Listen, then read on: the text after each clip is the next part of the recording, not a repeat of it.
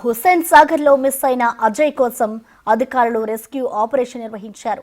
2 బృందాలతో వెతుకుతున్నారు. భరతమాతకు మహాహారతి కార్యక్రమం చూడడానికి వచ్చిన అజయ్ తర్వాత కనిపించడం లేదనే సమాచారంతో వెతుకుతున్నారు. ఫ్రెండ్స్ తో కలిసి వచ్చిన అజయ్ బాణసంచ కాలుస్తుండగా ప్రమాదానికి గురైన బోట్లలో ఉన్నట్లుగా తెలుస్తోంది.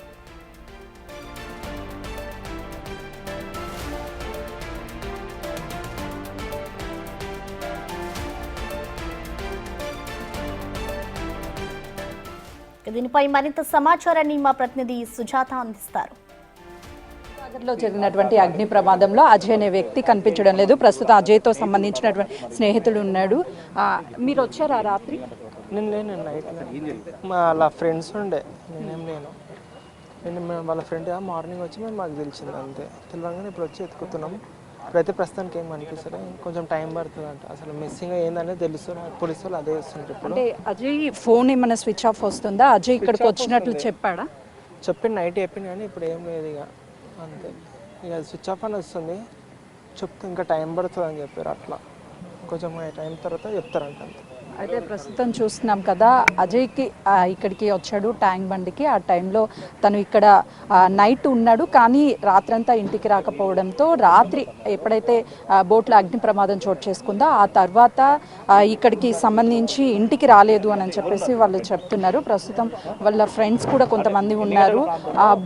బోట్లోకి వచ్చినటువంటి వాళ్ళు వెళ్ళి ఇక్కడ సెర్చ్ చేస్తున్నప్పటికీ అజయ్ అయితే దొరకలేదు. అసలుకి ఏం జరిగింది ఏంటి అని ఒకవైపు వాళ్ళ కుటుంబ సభ్యులు ఆందోళన పడుతున్నారు. నిన్న భారతమాత మహాహారతి ప్రోగ్రాం జరుగుతున్నటువంటి టైంలో లోపల జరిగినటువంటి క్రాకర్స్ పేల్చేటువంటి టైంలో ఒకవైపు నెక్లెస్ రోడ్కి సంబంధించినటువంటి ఈ హుస్సేన్ సాగర్ ప్రాంతంలో ఆ క్రాకర్స్ని అక్కడ పెట్టి పేల్చేటటువంటి సమయంలో చెలరి వచ్చినటువంటి నిప్పురవ్వలు పక్కనే బోట్లో ఉన్నటువంటి క్రాకర్స్కి అంటుకోవడం వల్ల అగ్ని ప్రమాదం జరిగింది. అగ్ని ప్రమాదం జరిగిన వెంటనే ఆ బోట్లో ఉన్నటువంటి వాళ్ళంతా నీళ్ళలోకి దూకి అక్కడ నుంచి కూడా బయటికి డిఆర్ఎఫ్ టీం కావచ్చు, అదేవిధంగా ఈ లేక్కి సంబంధించినటువంటి పోలీస్ వీళ్ళంతా ఇక్కడ ఉండి వాళ్ళని బయటికి తీసే ప్రయత్నం చేస్తారు. ప్రస్తుతం హాస్పిటల్లో చికిత్స పొందుతున్నారు.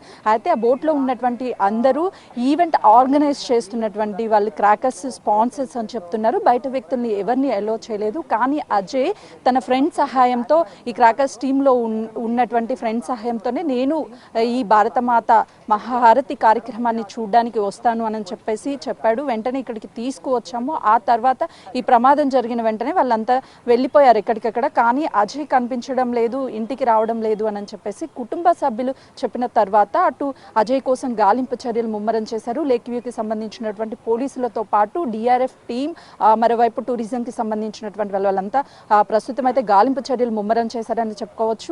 అజయ్కి సంబంధించినటువంటి ఫోన్ స్విచ్ ఆఫ్ వస్తుంది, మరోవైపు సిగ్నల్స్ కూడా అందుకోవడం లేదు అని చెప్తున్నారు. ఒకవైపు ఈ ప్రమాదంలో గాయపడిన వాళ్ళలో ఒకరికి పరిస్థితి విషమంగా ఉందని అందుతున్నటువంటి సమాచారం. మరోవైపు మరికొద్ది సేపట్లోనే 4 బృందాలుగా ఏర్పడి ఈ లేక్ ఏదైతే హుస్సేన్ సాగర్ పరిసర ప్రాంతం అంతా కూడా సర్చింగ్ చేస్తాము. అజయ్కి సంబంధించి ఎక్కడైనా సరే చిన్న క్లూ దొరికినా కూడా అజయ్కి సంబంధించినటువంటి వివరాలన్నీ కూడా బయటకు వచ్చే అవకాశం ఉంటుంది. తనతో వచ్చినటువంటి ఫ్రెండ్స్ ఇక్కడికి వచ్చారు అని చెప్తున్నారు. కానీ తను వచ్చినటువంటి లోపలికి వెళ్ళేటువంటి టైంలో విజువల్స్ కావచ్చు, సీసీ కెమెరాస్ కావచ్చు, అసలు ఎంతమంది వెళ్ళారు, ఏంటి ఈవెంట్ ఎవరు ఆర్గనైజ్ చేశారు, ఈ క్రాకర్స్కి సంబంధించి ఆర్గనైజేషన్ టీం ఎంతమంది ఉన్నారు, మరోవైపు బోట్కి సంబంధించినటువంటి వాళ్ళు కూడా ఆ టైంలో డిఆర్ఎఫ్ టీం కావచ్చు, అదేవిధంగా లేక్కి సంబంధించినటువంటి పోలీసులు వీళ్ళంతా కూడా ఎలాంటి ప్రమాదాలు జరగకుండా ఉండడానికి ముందుగానే అక్కడ బోట్ దగ్గరికి చేరుకోవడం వల్ల కొంత మేరకు ఆ ప్రమాదం నుంచి వీళ్ళ బయటపడే అవకాశం ఉంది. లేదు అంటే భారీగా అగ్ని ప్రమాదం జరిగి ఉండేది. లోపల ఉన్నటువంటి వాళ్ళకి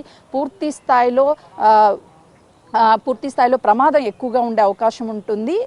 కేవలం ఆ టైంలో డిఆర్ఎఫ్ బృందాలు వీళ్ళందరూ ఉండడం వల్ల కొంతమేరకు ప్రమాదం తగ్గింది అని చెప్తున్నటువంటి పరిస్థితి ఉంది. కెమెరామెన్ శ్రీనుతో సుజాత, హుస్సేన్ సాగర్.